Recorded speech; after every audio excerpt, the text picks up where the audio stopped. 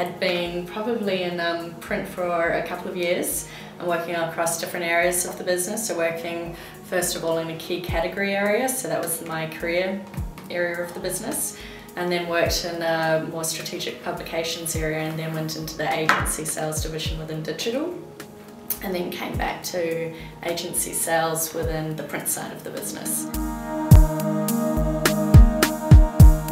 I think a couple of the key differences for me as far as really would be the culture within the company, and I'd say that comes out of perhaps the mediums within which you're operating. So in a print environment, you know, things have been fairly steady, it's fairly traditional, might be a little, or historically had been a little bit slower pace as far as change was concerned, anything along those lines.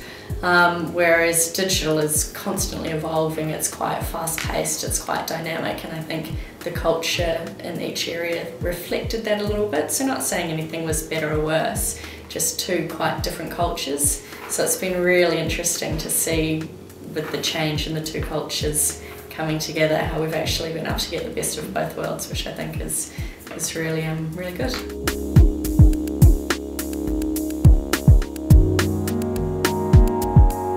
Enjoyed it. I actually did really enjoy it because I guess I'm quite a sales focused person, and I love sort of, you know, the meeting the targets and being very KPI focused, and, you know, having those targets to reach each week and really being held accountable to that. Whereas press historically wasn't necessarily as much like that, so it was a great transition to sort of have that and have that sort of more, I guess, in an essence, dynamic kind of culture, into that culture of accountability as well. One of the key things maybe that I did bring from print into digital was just the high level of relationship building. I think print, specifically magazines, they have such amazingly strong relationships, and I think digital can often be quite transactional. So hello. Probably a little bit more time poor than the print that side. Would be handy. I think it takes a little bit more time to really foster and build and develop those relationships.